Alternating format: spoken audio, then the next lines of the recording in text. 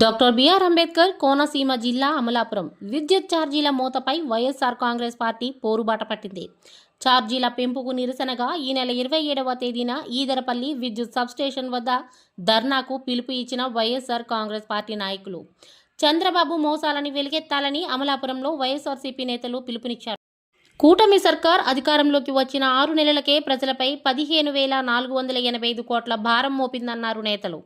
Current ఛార్జీల బాదుడుపై వైఎస్ఆర్సీపీ పోరుబాట పోస్టర్ను అమలాపురంలో మాజీ మంత్రి పినిపి విశ్వరూప్ ఇంటి వద్ద ఆవిష్కరించిన ఎమ్మెల్సీలు కుడుపుడి సూర్యనారాయణరావు, భూమి ఇజ్రాయెల్, మాజీ ఎంపీ చింతా అనురాధ, అమలాపురం, అల్లవరం ఎంపీపీలు, జడ్పీటీసీలు, నేతలు, కార్యకర్తలు తదితరులు పాల్గొన్నారు. 27వ తారీఖున రాష్ట్ర వైఎస్ఆర్ పార్టీ అధ్యక్షులు జగన్మోహన్ రెడ్డి గారు ఇచ్చిన పిలుపు మేరకు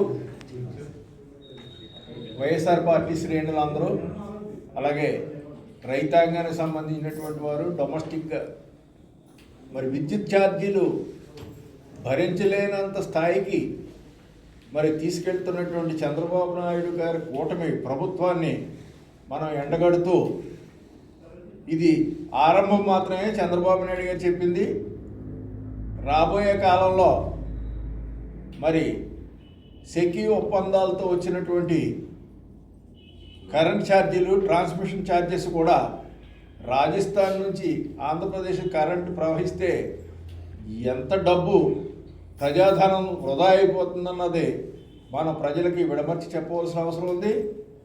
అలాగే మరి ఇప్పటికే కరెంటు ఛార్జీల కోసం అటు రైతాంగం కానీ, మరి అక్వా ఫార్మ్స్ కానీ, అలాగే ఏ ఇండస్ట్రీ పెట్టుకున్నా కూడా వాళ్ళకి వచ్చే సంపద మాత్రం ఏమీ లేదు, కానీ ఖర్చు మాత్రం లక్షల్లోనూ వేలల్లోనూ కరెంటు బిల్లులు వస్తున్నాయనే విషయం ప్రజలందరూ మనసులోనూ ఉన్నది.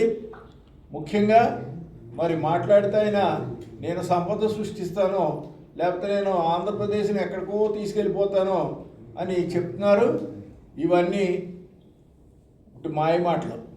ఎందుకంటే వీళ్ళు నిజంగా ఆయనకి అంత చిత్తశుద్ధి ఉంటే, కూటమి ప్రభుత్వానికి అంత చిత్తశుద్ధి ఉంటే, కేంద్ర ప్రభుత్వం మనం నడ్డి విరవడానికి చేసినటువంటి ఈ సెకీ ఒప్పందాలన్నీ కూడా అదానికి వాళ్ళు సెకీ వాళ్ళు అంటే తోకూపే కుక్కలు లాంటి వాళ్ళు.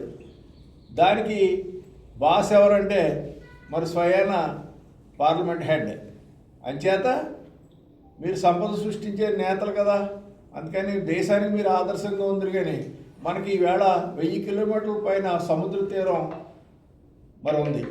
అక్కడ విండ్ పవర్తో మనం కరెంట్ ప్రొడ్యూస్ చేయగలిగితే అత్యంత చౌకగా మనం చేయవచ్చు. అలాగే అక్కడ సోలార్ ఎనర్జీ పెట్టుకుంటే అత్యంత చౌకగా మనం కరెంట్ రూపాయలు ఇవ్వగలం. ఇంకా అంతకన్నా గొప్ప విషయం ఏంటంటే కొన్ని లక్షల కోట్ల రూపాయలు కృష్ణా గోదావరి బేసిన్, ఓఎన్జీసీ వాళ్ళు తీసుకుపోతున్నటువంటి ఈ సంపద, ముఖ్యంగా దాంతో గ్యాస్తో మనం టర్బైన్స్ పెట్టుకోగలిగితే ఇవాళ మరి 10 పైసలకే మనం కరెంట్ ఇచ్చేటటువంటి పరిస్థితులు ఉన్నాయి. కాబట్టి అంచేత సార్, సంపద సృష్టించే నేతాజీ, మీరు మాత్రం ఈ మూడింటి మీద దృష్టి పెట్టి ఆంధ్ర రాష్ట్రాన్ని మరి రాబోయే కాలంలో మీరు పెంచేటటువంటి అపారమైనటువంటి కరెంట్ ఛార్జీల నుంచి కాపాడవలసిందిగా రేపు 27వ తారీఖున సబ్స్టేషన్ దగ్గర మేము చేసేటటువంటి నిరసనలో ప్రజలందరూ కూడా పాల్గొని దాన్ని సక్సెస్ చేయవలసిందిగా మీ ద్వారా కోరుతున్నాం సార్. Thank you.